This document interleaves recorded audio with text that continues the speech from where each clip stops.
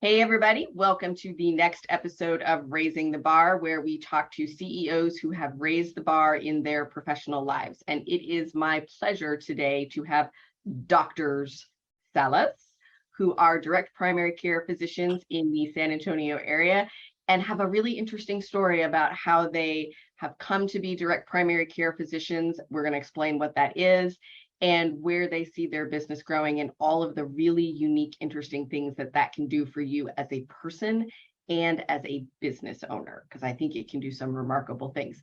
Thank you both for joining me today. I'm so happy to have you. It's been a while since we've been trying to do this. Yeah, thanks for having us. Thanks for having us. Glad Happy we to be finally, here. yeah, glad we finally got around to the opportunity. This is the first time I've had two people on at the same time, so this is kind of a treat for me. And we have a lot of our guests have been founders or second generation, or in some cases, third generation that have just taken over operating a business, but we've not had a married couple who has operated their business. So I think that's a little bit different than some other businesses. And we're going to talk about that as well today.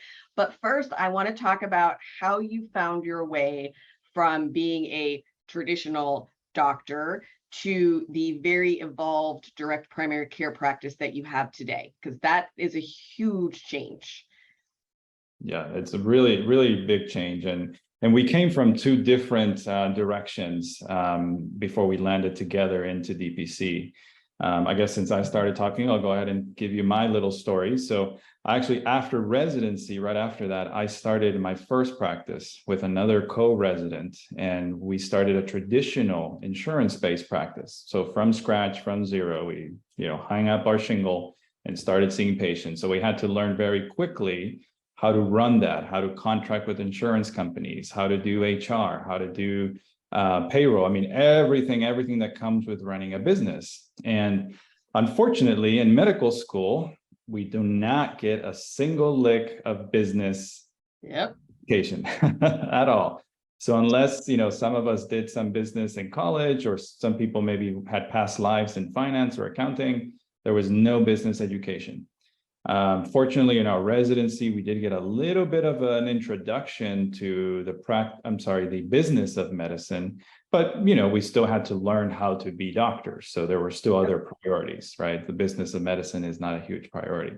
So I had to learn a lot very quickly, which I did, and grew that practice very quickly over the course of 5 years before I decided to leave that practice. Thousands of patients between the other doctor and myself. But it was very exhausting, to say the least, not only being the physician seeing the patients, but also trying to keep the business afloat, keeping it running.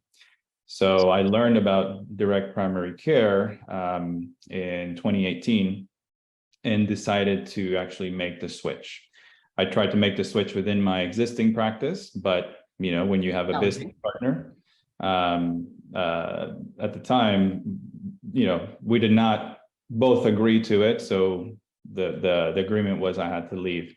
And so I started DPC, direct primary care. Would you go back and talk just a little bit about the definition of primary care, of direct primary care, and how it differs from concierge medicine? Because I think the two are confused quite a lot.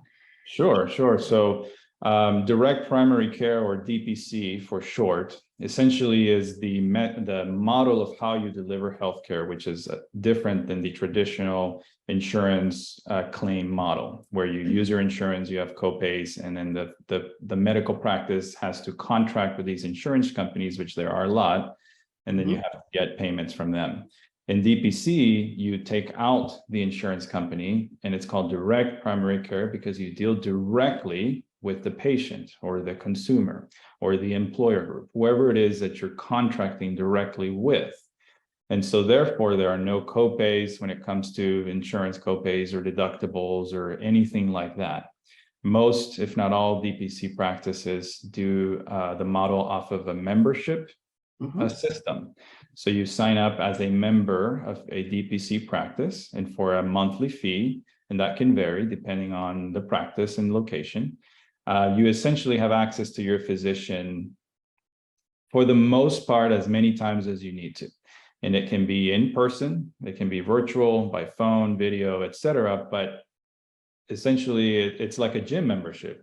Your doctor's there for you, because we don't have to bill the insurance. We don't have to worry about any denials or any blocks that they might have to put on your primary care.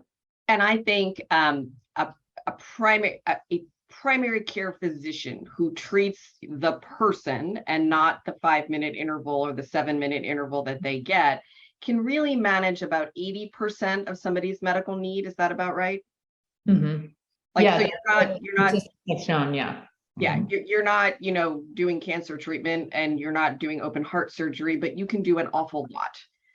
Yeah, you can do an awful lot, because you hit the nail on the head. Average physician visit in a traditional insurance-based practice is about 7 minutes. Yep. That's not a whole lot of time when you have more than one thing that you want to discuss, sometimes even just one thing. So in direct primary care, because we're not restricted to how many insurance claims are being made for reimbursement, we can spend an hour or an hour and a half, however much time the patient needs to truly address all the many things that take part of for their health. And I would imagine also that you can treat people over the telephone. And I don't mean that to be as disrespectful as it sounds, but for those of you that are listening and not watching, I am a grown woman, and I've been getting sinus infections for about 35 years. And I'm very capable of understanding that I have a sinus infection. So I can call you and explain the situation to you, and you will prescribe something if that is warranted. And you do not have to see me, correct?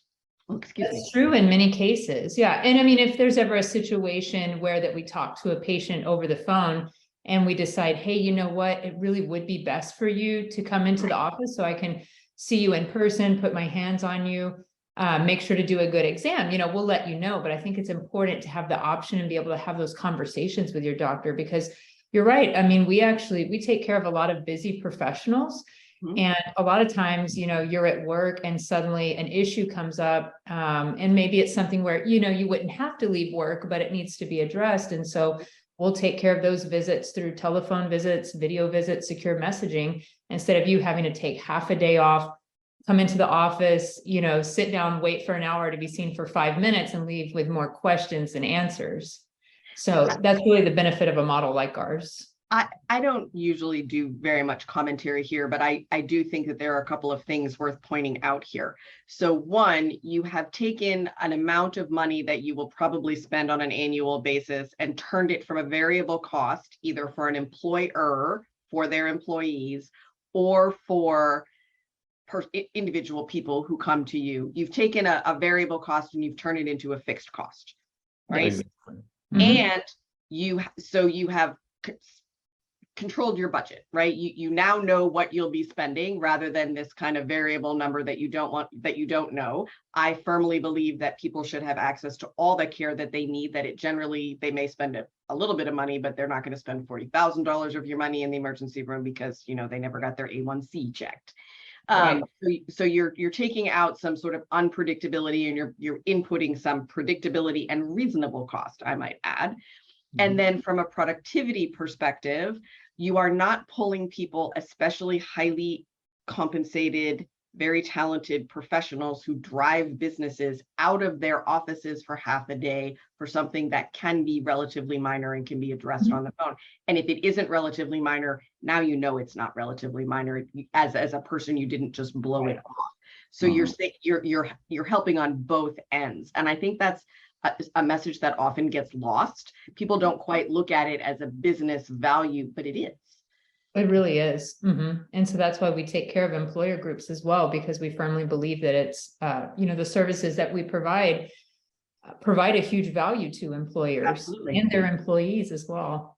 And, to be clear, it's still is important to have an insurance plan for major things, like unexpected surgeries, cancer treatment, accidents, Babies. things like that, catastrophic kinds of things. Yeah. Having a baby, stuff like that. But just for your everyday primary care, it really doesn't make sense. And the model under which we practice direct primary care, we think is really the way to go. And it's what we're passionate about.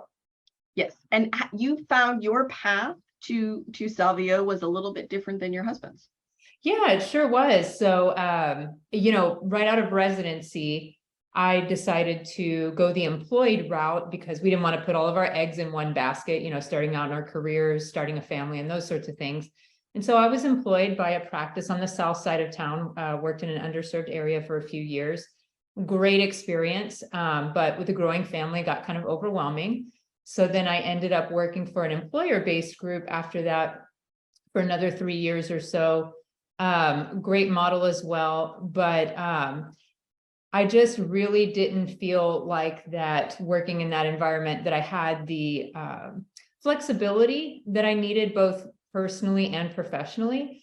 And so we felt like it was a good time at that point. Salvio had already been running for about 2.5 years at that point.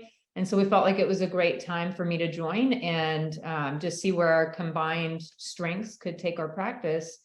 And so I've been doing that now for a little over 1.5 years, and it's been great. Whenever he first told me about direct primary care and how that he wanted to split off and start a direct primary care practice, my initial thought was, wow, I mean, when can we get started? This sounds great. You know, it kind of lit a fire under both of us. But it just wasn't quite the best time yet for us to do that as a family. So that's why I waited a little bit. You know, I think sometimes it takes a little time, right? You know, and this is, I help employers purchase healthcare a different way than they typically think about purchasing healthcare. And we do a lot of education, and sometimes that takes a little bit of time. I would imagine that your experience is the same. Yeah, definitely. That's Both exactly right. Both from, you know, explaining the model and what we do and the benefits, but also just like you said earlier, you know, the business side, right? I mean, I started the first business. It took a few years before that was really rocking and rolling. Same thing with this one. When I made the switch, I was basically starting from scratch all over again. And so it wasn't a good time at the time for her to jump on board. But as things got rocking and rolling, mind you, in the middle of the pandemic, Yes.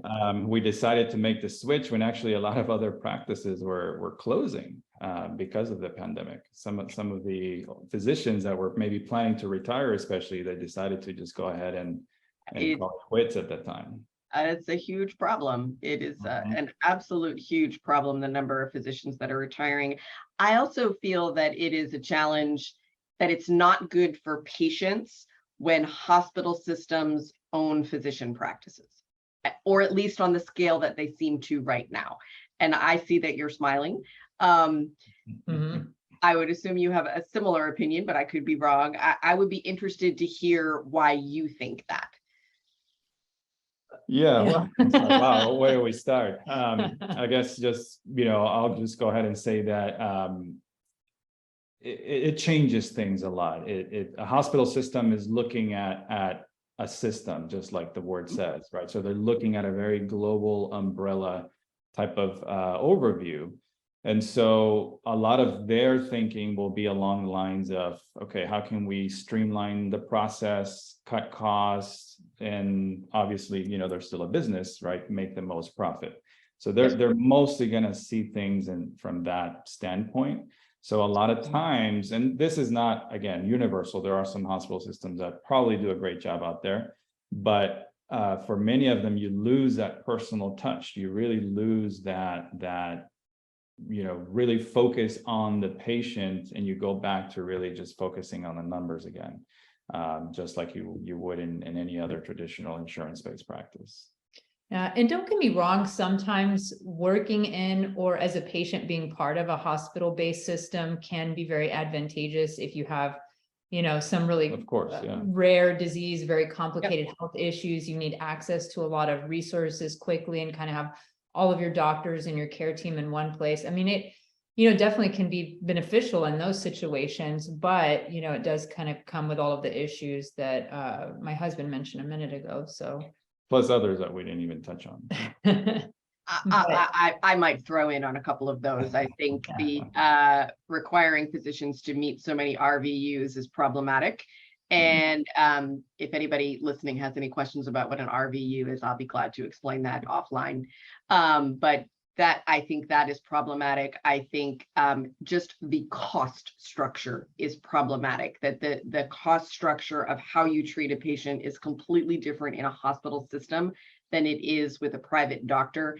And I think that people like to talk to their doctor and what you can do for baseline mental health and metabolic syndromes, which will take down the economy in South Texas if we're not careful, is remarkable. And I don't think you're going to get that in a hospital system. I think that those two things are incompatible. Yeah, not to the extent that you can with a model like ours, where you have a much more personalized touch to the care that you're delivering. And you know your patient. I have my own direct primary care physician, and she asked me a question the other day, and I said, well, my diet's in the toilet, and she just looked at me and said, get it out.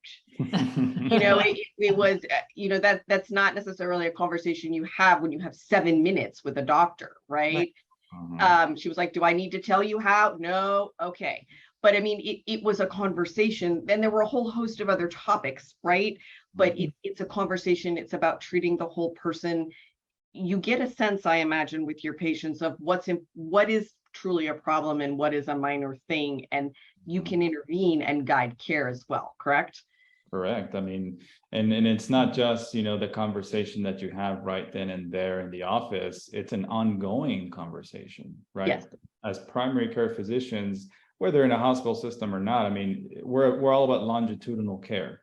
But the bigger the system that you're under, the harder it can be to really stay on top of that longitudinally, and it becomes more episodic at that point. Versus with a model like ours, or in direct primary care, even, you can have continued conversations with your physician outside of the office. I mean, we have plenty of patients that will text us with a question about their last visit, or we follow up on them simply by sending a message, or quick jumping on a quick video for 5 minutes and just checking in, make sure that what we talked about is happening, is going on, that you did actually get that diet out of the toilet, that you haven't forgotten, about it. These little reminders, which can it can be done in a big system, but it usually will take a very large team. And then again, that's just going to drive up costs when it comes down to that. Yes, I think so. How has it been working together? Because that's a big change in a relationship. It is. I like how he looked at me immediately to see what my response or what my facial reaction would be. As it should be. Remember what we rehearsed. No, honestly, it's been great. And I mean, it's not for everybody, for sure. Every couple has different dynamics. And for some people, it might be the worst idea that they could possibly imagine. But no, it's been great for us. We did know going into this, though, that we would work together well, because we went to medical school together. That's where we met. Then we went to the same residency program. And actually, he was a year ahead of me. And so there were times where actually he was my chief of service, like when we were doing our inpatient rotations. So he had to temporarily be my boss at work anyways, not at home, right? And so, but it worked out really well then. So we already had a sense that it would work out well now. And, it's a different environment. The stakes are different, but still it's all about communication and just being open with each other. And that's something we value very much, both personally and professionally. So as long as we stay consistent with that and true to what's important to us, I mean, it's been a breeze, really. Especially in a partnership, right? We're in several partnerships here. We're a married couple, we're parents, and now we're co-workers as far as being both physicians and co-owners, co-managers, etc. But communication is key in any kind of relationship. Communication and making sure that your goals they may not be exactly the same, but at least similar.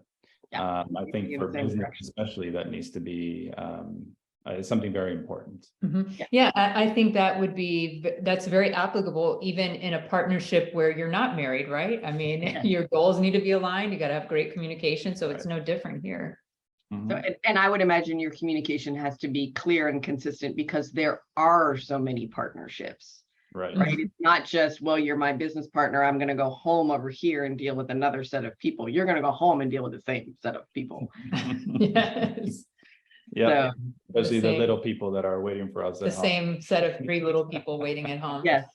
But yeah, that's been really important. And then also just staying true to our values that we promote with our patients and in our medical practice. We're also, in addition to being board certified family physicians, we're also board certified in lifestyle medicine. And so luckily, practicing under a DPC model, we have a lot more time and flexibility to really be able to incorporate that into our treatment plans and prevention plans with our patients. And so these are things that we talk to our patients about every day, right? So we need to practice what we preach.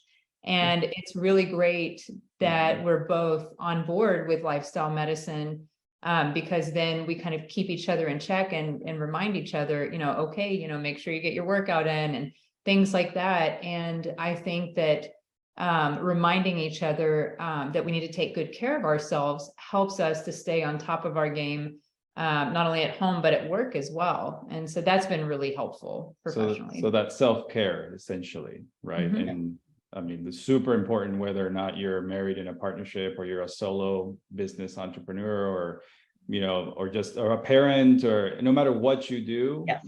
self-care has to be a component of your basically day-to-day and your mantra.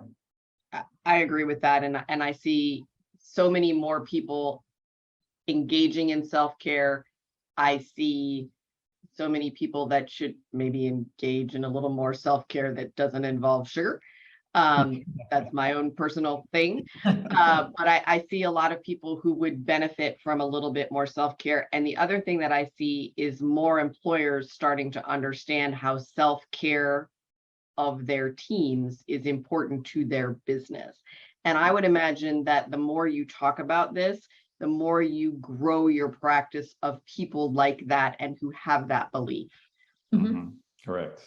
Yeah, That's definitely as true. obviously we're still a business, so we would like to continue to grow. And yes, it's a culture. I mean, that's why Apple, has established things within their company, within their culture, Google, Amazon, et cetera. And a lot of them have also focused big on self-care. But even in a small practice or in a small business, you still have to have that culture, that essence of who you are. And so that way you can attract the similar minded people or folks to co-manage with you or be part of your team in any kind of position. That way your business can continue to grow and be successful. Yep. Yeah. And I think so many people don't think of healthcare as a business, but it is. And it's fascinating to me how many doctors are leaving or migrating into a direct primary care practice and how much that has to take your own stress level down, because you just simply don't have some of the problems. You have other problems, but you don't necessarily, you don't have some of the, you don't need 3 billing people because that's just not a factor in your business. Oh yeah, to give you an example, to give you an example, in my first practice, insurance based, 2 positions, but we had a team of 12 staff members, from check-in to checkout to billing to nursing staff, medical assistants, practice manager, etc. Here, same scenario, 2 physicians, but we only have 1.5 medical assistants, a part-time office manager, and a part-time business dev person. And that's it. And I would imagine your stress level is down and you are happier. Oh yeah, overall, definitely. Yeah. I mean, as you mentioned, there are still stressors, but there are different stressors and we know how to manage them better, which is really key, because there are always going to be stressors in life, and it should be that way, right? Like otherwise life would be boring and you wouldn't really grow or anything. Stress can make you but we know how to manage it better. And, just to kind of piggyback off of what he mentioned a minute ago, previously I mentioned that I was employed. And so I wasn't really involved in all of the business side of the medicine. I just showed up and saw patients, but I definitely felt kind of the repercussions of being in that system, in the sense that, we had so many quotas that we had to meet. We were supposed to see a certain number of patients per day. And I felt like I was always struggling to do that and provide the care that I thought my patients deserved. And so, I would end up going home at night and spending hours charting just to get everything finished, while I'm in the middle of breastfeeding my newborn and trying not to doze off while I'm doing it and things like that. And so, who wants to work and live like that? And if you think about it as a patient, do you want your doctor working and living like that either. No, because they're not going to be on top of it whenever they are providing you care. And so that's what really drove me to say, yes, let's do this when he told me about DPC. I'm so glad you mentioned all of that, because I think that's very important. And I think, you know, it is your role to take care of people, patients, but you have to take care of yourself too. And you do want to be, you know, fresh and alert and observant and all the things you need to be to take care of your patients, right? And that doesn't happen in 7 minutes, and it doesn't happen when you need to see 20 patients or 40 patients or 60 patients a day. So we're talking about lives, you know, people's lives. You are talking about lives. That's important. And so you've had a lot of change. You've grown the practice. You've started working together. You've moved into a new building. So you've got your own building now. What's next?